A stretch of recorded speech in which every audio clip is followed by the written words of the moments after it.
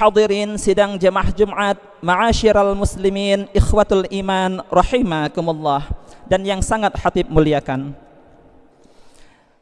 Dalam surah At-Taubah ayat 128, Allah Subhanahu wa taala berfirman, "Laqad ja'akum rasulun min anfusikum azizun 'alaihi ma 'anittum harisun 'alaikum bil mu'minina raufur rahim."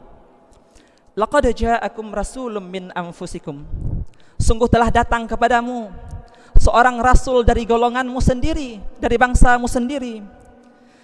Azizun 'alaihi ma 'anittum. Ia merasakan penderitaan yang kalian rasa. Harisun 'alaikum. Ia sangat menginginkan keselamatan untuk kalian semua. Bil mu'minina raufur rahim. Ia sangat belas kasihan dan penyayang dengan orang-orang yang beriman. Ada 3 sifat mulia yang Allah sebutkan dan terdapat pada diri Rasulullah sallallahu alaihi wasallam yang rasa-rasanya membuat kita malu apabila kita enggan bersalawat kepada Rasulullah. Yang rasanya membuat kita malu apabila kita tidak mau mengamalkan sunnah-sunnah Rasulullah. Yang membuat kita malu apabila kita tidak mau mencontoh perangai Rasulullah, akhlak Rasulullah, dan kejujuran Rasulullah sallallahu alaihi wasallam. Hadirin sidang jemaah Jumat yang berbahagia, sifat yang pertama adalah azizun 'alaihi ma 'anittum. Apa maksud dari azizun 'alaihi ma 'anittum ini? Syaqun 'alaihi ma yashuqqu 'alaikum. Rasulullah ikut merasakan penderitaan yang diderita oleh umat Rasulullah. Sebagai contoh, ketika pertama kali Allah Subhanahu wa taala menurunkan perintah salat, yaitu sebanyak 50 waktu, Rasulullah meminta dan meminta kepada Allah, sehingga akhirnya Allah mengurangi, menurunkan dan meringankan menjadi 5 waktu saja. Rasulullah merasakan kelelahan dan penderitaan adik kaumnya. Pada saat sakaratul maut, pada saat Rasulullah menghadapi sakaratul maut, Rasulullah punya keluarga, Rasulullah punya istri, Rasulullah punya anak, punya menantu, dan punya para sahabat. Tetapi Rasulullah tidak memikirkan mereka satupun. Justru pada saat menghadapi sakaratul maut, yang dipikirkan oleh Rasulullah adalah ummati, ummati, ummati. Kita umatnya yang dipikir oleh Rasulullah. Sampai-sampai Rasulullah berkata kepada malaikat, "Wahai malaikat, apakah sakit seperti ini yang akan dirasakan oleh umatku nanti pada saat mereka menghadapi sakaratul maut? Kalau benar seperti ini, wahai malaikat, timpakan saja semua sakit itu kepadaku." Begitulah perangai Rasulullah, akhlak Rasulullah yang sangat mencintai para umat Rasulullah, sehingga setiap penderitaan umatnya Rasulullah juga merasakannya. Pada suatu kesempatan ketika Rasulullah sedang berbincang-bincang dengan para sahabat, Rasulullah berkata, "Nanti mereka akan minum dari telagaku Al-Kautsar." Lalu para sahabat bertanya, "Siapa yang akan meminum dari telagamu itu ya Rasulullah?"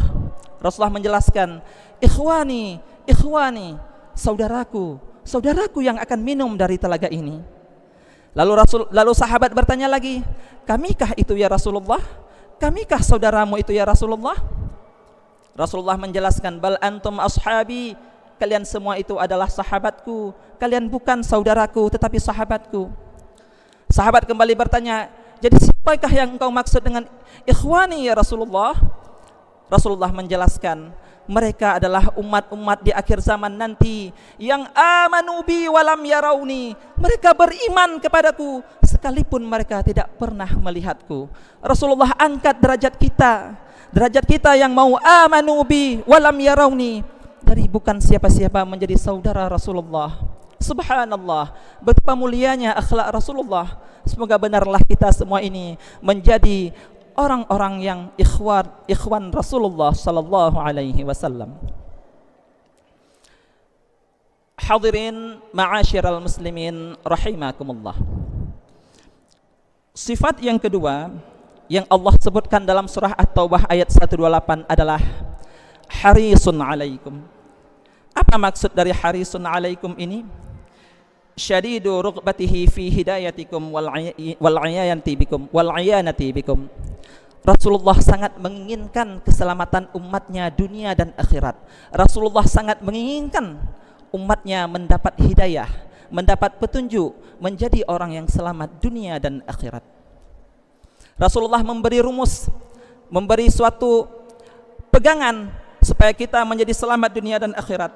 Dalam salah satu hadisnya Rasulullah mengatakan, "Taraktu fikum amrayni lan tadillu ma tamassaktum bihima, kitabullah wa sunnatu rasulih wa sunnatu nabiyyih." Taraktu fikum amrayni. Aku wariskan pada kalian amrayni, dua perkara. Lan tadillu, kalian tidak akan sesat selamanya. Ma tamassaktum bihima, selama kalian berpegang teguh kepada keduanya, yaitu kitabullah wa sunnatu nabiyyih, yaitu Al-Quran, kitab Allah, dan sunnah nabinya. Jadi andai kata kita benar-benar ingin selamat di dunia dan akhirat, maka berpegang teguhlah kepada kitab Allah dan sunnah Rasulullah. Tentunya dalam berpegang teguh kepada kitab Allah dan sunnah Rasulullah, kita tetap mengikuti jalan-jalan yang ditempuh oleh para sahabat, jalan-jalan yang sudah ditempuh oleh para tabi'in, jalan-jalan yang sudah ditempuh oleh para ulama. Karena sebenarnya merekalah yang benar-benar paham bagaimana berpegang kepada Al-Quran dan sunnah Rasulullah. Hadirin ma'asyiral muslimin rahimakumullah. Sifat yang ketiga yang Allah sebutkan dalam surah Al-Baqarah ayat 128 adalah bil mu'minina raufur rahim. Rasulullah sangat berbelas kasihan, sangat penyayang dengan sesama kaum muslimin, dengan orang-orang yang beriman. Rasulullah memiliki sifat ra'fah dan rahmah, yaitu yang pertama kasih sayang dengan sesama kaum muslimin, dengan sesama kaum mukminin, lalu kasih sayang dengan sesama manusia, dan juga kasih sayang dengan semua makhluk Allah Subhanahu wa taala. Pernah suatu ketika Rasulullah dilempari, disakiti, dizalimi, bahkan diludahi oleh orang-orang kafir pada saat Rasulullah berdakwah.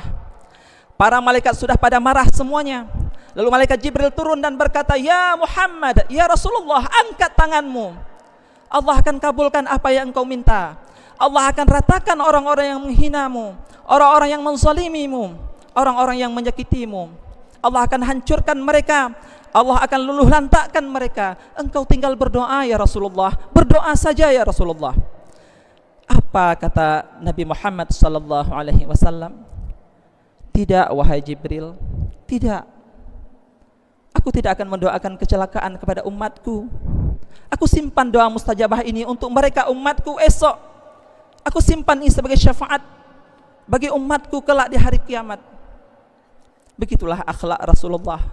Padahal beliau sudah disakiti, dizalimi, dihina, dicaci maki, tetapi beliau tidak mau mendoakan kehancuran kepada umatnya. Justru doa yang mustajabah tersebut beliau simpan untuk kita. Beliau simpan di hari akhirat kelak sebagai syafaat bagi umat-umatnya. Hadirin sidang jamaah Jumat yang berbahagia. Oleh sebab itu, marilah kita meningkatkan ketakwaan kita kepada Allah. Marilah kita meningkatkan rasa cinta kita kepada Rasulullah. Semakin tinggi rasa cinta kita kepada Rasulullah, maka semakin tinggi nilai keimanan yang ada dalam diri kita. Semakin tumbuh nilai keimanan yang ada dalam hati kita. Marilah kita mencoba untuk mencontoh sunnah-sunnah Rasulullah. Marilah kita mencoba untuk mengamalkan sunnah-sunnah Rasulullah, mencontoh akhlak Rasulullah, mencontoh perangai Rasulullah, mencontoh kejujuran Rasulullah sallallahu alaihi wasallam. Di saat kita hidup di saat ini yang penuh dengan fitnah, marilah kita sedikit mencoba untuk mencontoh apa yang ada pada diri Rasulullah sallallahu alaihi wasallam. Semoga kelak di yaumil mahsyar kelak kita memperoleh syafaatul uzma, syafaat dari Rasulullah sallallahu alaihi wasallam, memperoleh pertolongan Allah lewat syafaat Rasulullah, dapat berkumpul dan bersama Rasulullah dalam syurganya Allah Subhanahu wa taala. Amin ya Allah, amin ya rabbal alamin. Mungkin hanya inilah yang dapat khatib sampaikan. Lebih dan kurang khatib mohon maaf. Hadanallah wa iyyakum ajma'in.